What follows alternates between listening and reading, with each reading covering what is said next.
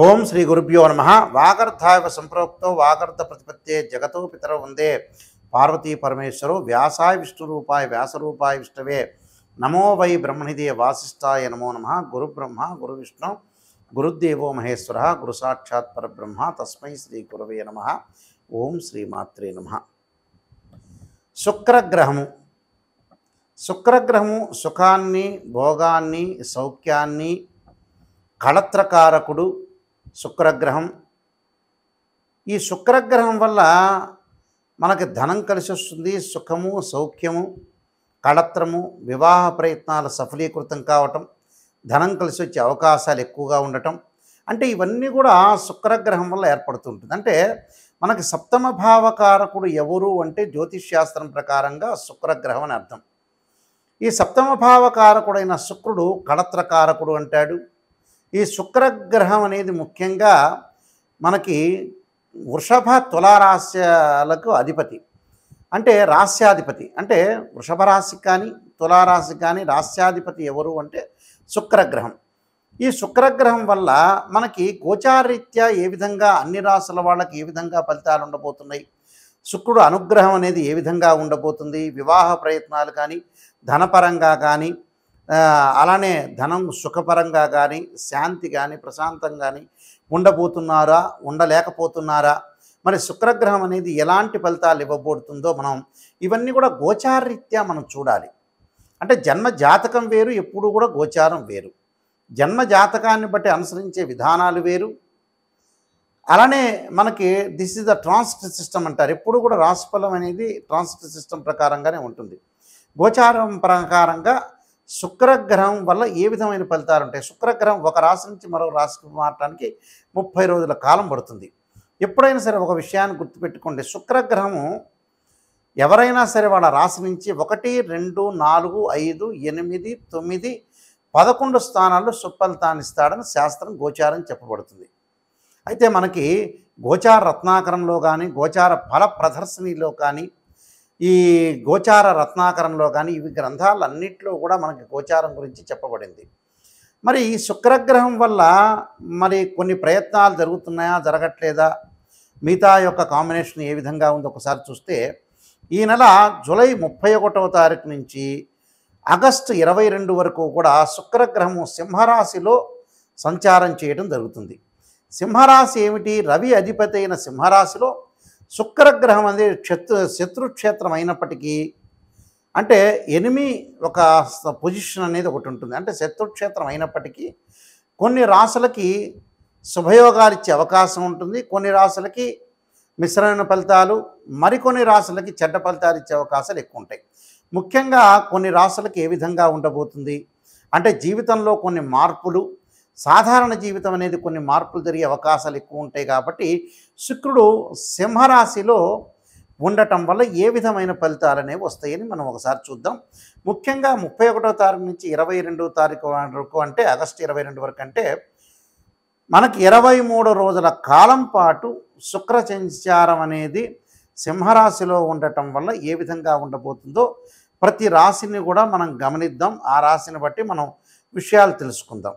మీనరాశి వాళ్ళకి శుక్రగ్రహ ప్రభావం అనేది 6వ స్థానంలో ఉండటం వల్ల డబ్బులు రాబడి అనేది అధికంగా ఆదాయం పెరుగుతున్నా కొంత ఖర్చులకి వెనకాడే అవకాశాలు లేదు, అనవసరమైన ఖర్చులకి పెరిగే అవకాశం. భార్యాభర్తల మధ్యలో చికాకులు రాకుండా శ్రద్ధ పెట్టాలి. సంతానపరంగా ఇబ్బందులు లేకుండా కొన్ని సమస్యల్ని మనం పరిష్కారం చేసుకోవాలి. ఆ పరిష్కారం వల్ల కొన్ని మంచి జరిగే అవకాశాలు ఉంటాయి. ఎక్కువగా భాగస్వామ్య వ్యాపారంలో ఎక్కువగా విస్తరణ వద్దు, వ్యాపారాన్ని చేయండి, ఉన్న వ్యాపారాన్ని చేసుకుంటూ ముందుకు వెళ్ళండి. స్త్రీల వల్ల మగవాళ్ళ వల్ల స్త్రీలు ఇబ్బందికరమైన వాతావరణం. ఎవరిని కూడా తొందరపడి పొరపాటుగా నమ్మొద్దండి, నమ్మినట్టు మాత్రం నటించండి. ఫ్యాన్సీ జ్యువెలరీ షాప్ వాళ్ళకి కొంత ఆదాయ మార్గం అనేది కొంత తక్కువగా ఉంటుంది. యజమానికి గుమస్తాకి కింద ఉండే వర్కర్కి చిన్న చిన్న డిస్ప్యూట్స్ జరిగే అవకాశాలు ఉంటాయి. కాబట్టి ఆ డిస్ప్యూట్స్ రాకుండా కాపాడుకోండి. శ్రమకు తగ్గట్టుగా గుర్తింపు రావటం, ఉద్యోగంలో ప్రమోషన్లు, నిరుద్యోగులకి ఆశించినంత దానికంటే కూడా మంచి ఉద్యోగం రావటం, వివాహ సంబంధాలు కుదిరే అవకాశాలు ఎక్కువగా ఉంటాయి. అంటే విసికి వేసారిన వ్యక్తులు ఎవరైతే ఉంటారో సంబంధాల్లో, అలాంటి వ్యక్తులకి ఈ నెలలో కూడా 1, 2 సంబంధాలు తప్పిపోయి మూడో సంబంధం కదిలేసే అవకాశాలు ఎక్కువగా ఉంటాయి. అంటే ఇవన్నీ కూడా వాళ్ళకి జరిగే అవకాశాలు ఎక్కువ ఉంటాయి. శీఘ్రమైన సంతానం కలగాలని ఆశిస్తుంటారు. కొద్దిగా సంతానపరంగా లేటు జరిగే అవకాశం అనేది ఎక్కువగా ఉంటుంది. కాబట్టి ఇవన్నీ కూడా ఆలోచన చేయండి. ప్రతి విషయాన్ని కూడా కన్స్ట్రక్షన్గా నిర్మాణాత్మకంగా పోషించండి. అనేక మార్గాల్లో ఆదాయం పెరగటానికి వీళ్ళు రకరకాల నూతన ఆలోచనలు పెరుగుతూ ఉంటాయి. రైటే, నూతన ఆలోచనలు పెరగాలి, ముందుకు వెళ్ళాలి. విదేశాల్లో విద్యను అభ్యసించాలని మంచి విశ్వవిద్యాలయంలో సీట్ వచ్చే అవకాశాలు కూడా ఎక్కువగా ఉంటాయి.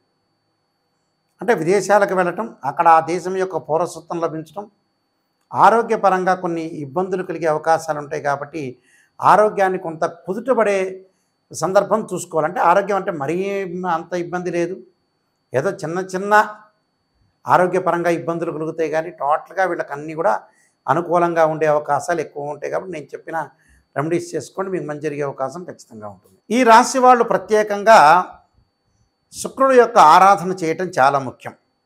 శుక్రుడు యొక్క ఆరాధన చేయటంలో శుక్రగ్రహం అనుకూలత మనకు ఉండాలన్నా, ధన ప్రయత్నాలు సఫలీకృతం కావాలన్నా, వివాహ ప్రయత్నాలు సఫలీకృతం కావాలన్నా, ప్రశాంతంగా ఉండాలన్నా, సుఖం కలగాలన్నా, భార్యాభర్తల మధ్యలో విభేదాలు తగ్గాలన్నా, అనవసరమైన మధ్యవర్తిత్వం కానీ, అలానే వివాహం సంబంధించిన విషయాల్లో ముందుకు వెళ్ళాలన్నా, అలానే ఎవరైతే ప్రేమించుకుంటున్నారో అలాంటి వాళ్ళు పెద్దల ద్వారా ఒప్పించి వివాహానికి ప్రయత్నం చేసే వ్యక్తులు కానీ, అలానే కాస్మెటిక్ సంబంధించిన బిజినెస్ చేస్తున్న వ్యక్తులు కానీ, సినిమా రంగం వాళ్ళు కానీ, సినిమా రంగంతో పాటు ప్రతి పనిలో కూడా కొంత ముందుండాలి, ఒక ఆకర్షణ బాగా పెరగాలి అని అంటే, అలానే ఏదైతే సంతానపరంగా ఇబ్బందులు కలుగుతున్న వ్యక్తులు అంటే మనకు సెమిన్ అనాలిసిస్ అంటారు, టెస్టోస్టెరాన్ అంటారు.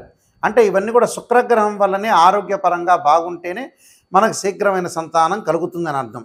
అంటే గురువు కూడా అవసరమే, శుక్రుడు కూడా అవసరం. కాబట్టి శుక్రగ్రహం వల్ల ఏదైతే మేలు కలుగుతుందో ఆ మేలు కలగటానికి తప్పకుండా దోషం అనేది, ఏదైతే కొన్ని రాసుల వాళ్ళకి దోషం అనేది ఉంటుందని మనం చెప్పుకున్నామో వాళ్ళందరికీ కూడా మంచి జరగాలంటే శుక్రుడు యొక్క అనుగ్రహం అనేది ఒకటి ఉండాలి. ఆ శుక్రుడు యొక్క అనుగ్రహం ఉండాలంటే ఏమి చేయాలి అనేది మనం ముందు ఆలోచన చేయాలి. దీనికి పరిహారాలు చేసుకొని ముందుకు వెళ్తే వీళ్ళకి మంచి జరిగే అవకాశాలు ఖచ్చితంగా ఉంటాయి. శుక్రగ్రహం యొక్క పరిహారం చేసుకోవాలంటే ఖచ్చితంగా లక్ష్మీ గణపతి అంటే పాదరసపు లక్ష్మీ గణపతిని ఆరాధన చేయటం ఒకటి చేయాలి.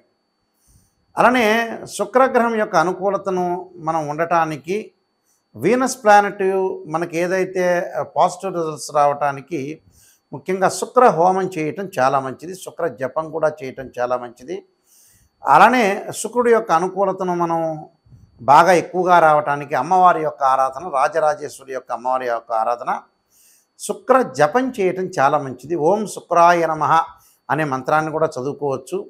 లేకపోతే శుక్రుడు సంబంధించిన శ్లోకాలు ఉంటాయి, ఆ శ్లోకాలు కూడా చదువుకోవచ్చు. చదువుకోవటం వల్ల కూడా మీకు మంచి జరుగుతుంది. ఈ శ్లోకాలు కూడా శుక్ర హోరలో కానీ, శుక్రవారం రోజున లేదా ప్రదోషకాల సమయంలో సాయంకాలం వేళ శుక్రుని ఆరాధన చేయాలి. కానీ పాదరసపు లక్ష్మీ గణపతిని ఆరాధన చేస్తే చాలా శ్రేష్టమని శాస్త్రంలో చెప్పబడింది. శుక్ర హోమం చేసుకోండి. అలానే బొబ్బర్లు అంటే అలచందలు అంటారు, శుక్రవారం రోజున దానం చేయండి. శుక్రగ్రహ దోషం పోయే అవకాశాలు ఖచ్చితంగా ఉంటాయి. ఇవన్నీ కూడా మీరు నేను చెప్పిన పరిహారాలను కూడా పాటించి ముందుకు వెళ్ళండి, మీకు మంచి జరిగే అవకాశం ఖచ్చితంగా ఉంటుంది. మీకు మంచి జరగాలని ఆశిస్తూ సర్వే జనా సుఖినో భవంతు.